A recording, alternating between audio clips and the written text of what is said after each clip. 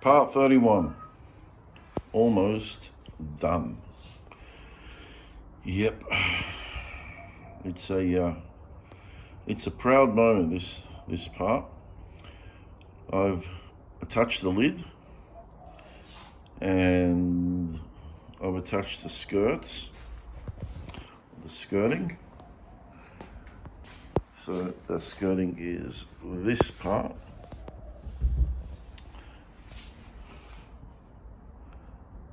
And I also glued and nailed this on. So in case, well, there will be a glue failure. I'm pretty sure of that. I did put enough glue, but a little less than enough, because I didn't want it to seep out onto the inner lip, this part here. And I didn't want the lid to glue itself shut. So I'm pretty pleased how it's turned out. Obviously, I could have done a lot better job. I've had mishaps. So you can see in the camera here, I've had one there, and I've had another one here. And, it hurts. I've had another one to where this isn't flush with the back, but doesn't matter. It does not matter. When I say with the back, it's with the lip there. It doesn't matter. It's just that I know it's not supposed to be like that. That's all it is. And it opens. There you go. Count Dracula comes out. And you've all seen the inside, and there's the trays there. And you can see how that it's a dust proof thing. So this, watch this. Did you see that?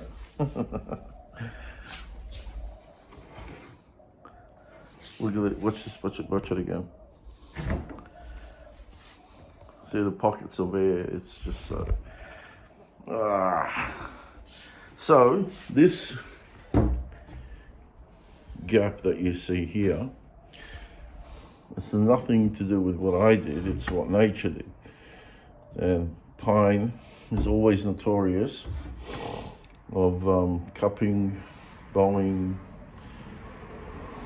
not so much twisting, unless you put a twist in it, mainly cupping or bowing, however, which way you face the wood. So unfortunately, there was nothing I could do about that. If I put a lock on it, it's gonna shut like that. And you can see, I'm not exerting a lot of force. So it will definitely keep all the dust out. And the dust, having said that, the dust is not gonna seep its way in and then squeeze its way up and then go across and then come inside just to settle on the tool so it can make it rust. That ain't gonna happen. It's just, once again, it's an aesthetic thing. So the hinges are just temporary. You can see I didn't put all the hinges in. I put in 4 because 2 came in a packet and I needed 2 packets. Would have I gotten away with 3? Hell yes, but then I'd have a spare hinge, so why not put in 4?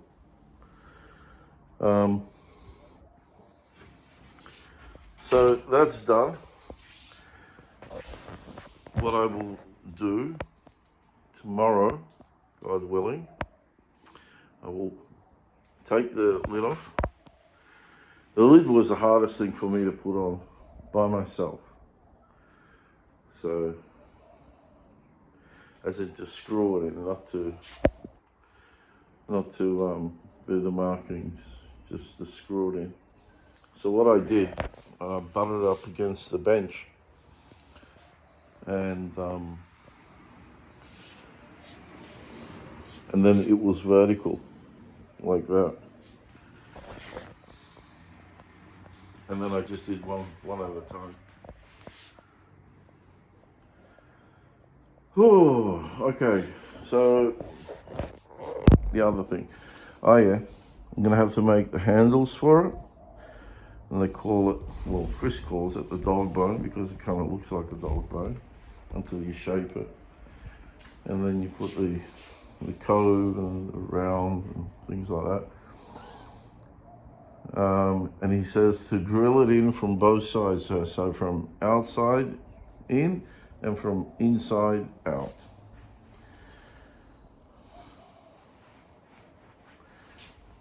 Admittedly, I'm a bit nervous on that one. Why? It's a lot of material I'm going to be using. Whether I'll use the red oak, which I'm reserving these for the wine racks that I make.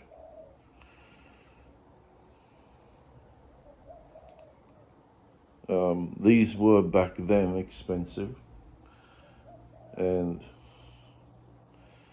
someone else here on one of our forums said, oh, I can get it for $20 a meter, but you can't. You cannot. It's bullshit. You can't. Maybe he can through someone, but he ain't giving up who that someone is. So not sure to use the Queensland walnut would also be ludicrous. Mind you, if this is for a hobby purpose only, mate, use whatever you want and the most expensive or the cheap ass timbers that you want. It's completely up to you. But this is stuff that I make for a living, and these are the timbers that I use, and I'm very stingy with this because they are so expensive, and it is what it is. I'm definitely going to raise my prices, and if people don't like it, they can kiss it and leave it. But enough on that. So, yeah, the handles. Now, for the casters, these are the ones that I've opted for because Chris said that you don't need to use expensive ones. Now, here it says that it's up to 50 Ks, right? So that's 50 kilograms. And I'm not sure what that is in pounds,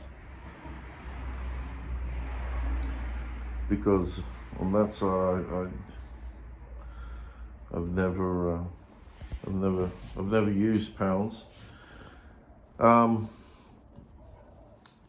this is going to weigh a lot more than 50 kilograms. Well, I assume it will be. I don't even know what it weighs now, and I can tell you this is, pretty darn heavy on its own. It's probably 25, maybe 30 kilos, maybe. So with the tools, possibly could go to 50, possibly, with all the tools that I've got there.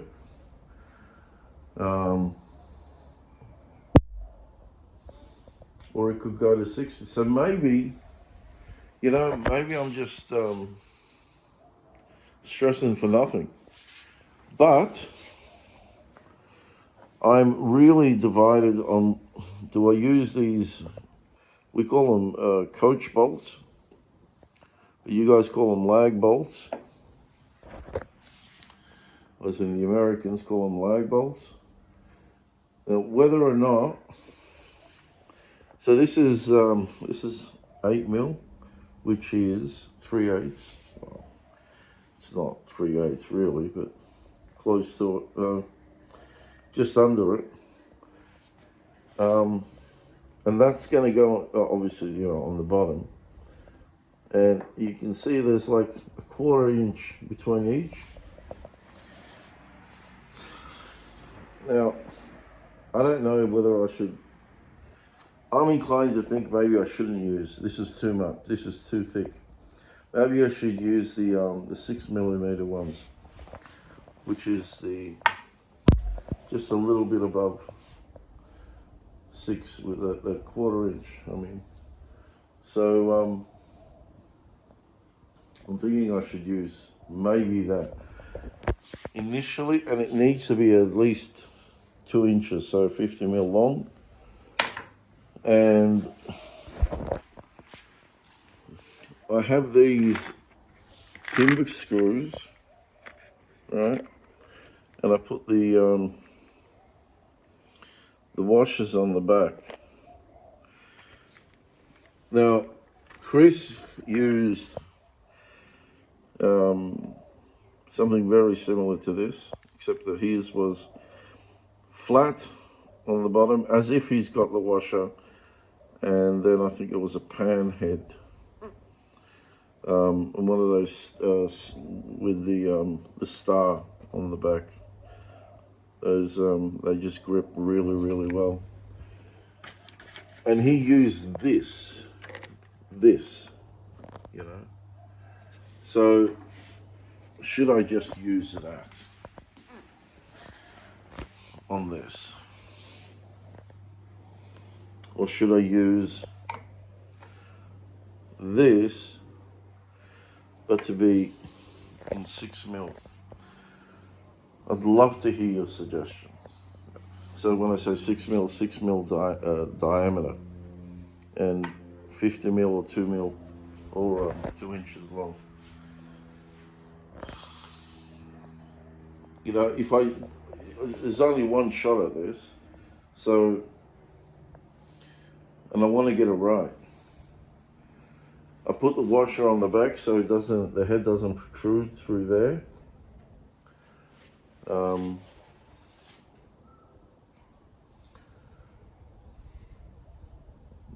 Well, it wouldn't bend the washer.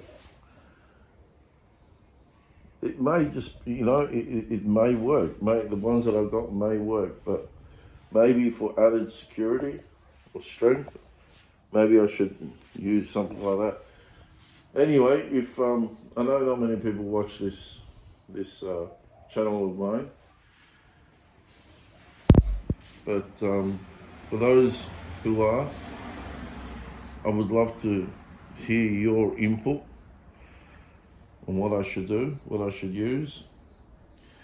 But tomorrow I'm going to put those casters on tomorrow, and then I'm going to paint it. I'd rather not make the handles, only because this has taken up so much of my time, and I really need to just concentrate on what's bringing in the bread and butter. So, but the handle is important, in case you want to move. It's not like I'm going to be taking this on the road with me, but if one day I do move, I'd still like to put it on and just get it over and done with. So should I buy one? And would those screws really do its job and hold the damn thing on if I were to lift this up, let's say onto the back of a ramp, at least lift one end up, Well, I'd have to lift both ends up, wouldn't I? Or would the screws just rip the guts out of the wood and rip itself out? I don't know. I've seen, Chris has got his on, but like I said, he just doesn't, or does he take it on a truck? I don't know. Well, he's moved, hasn't he? So,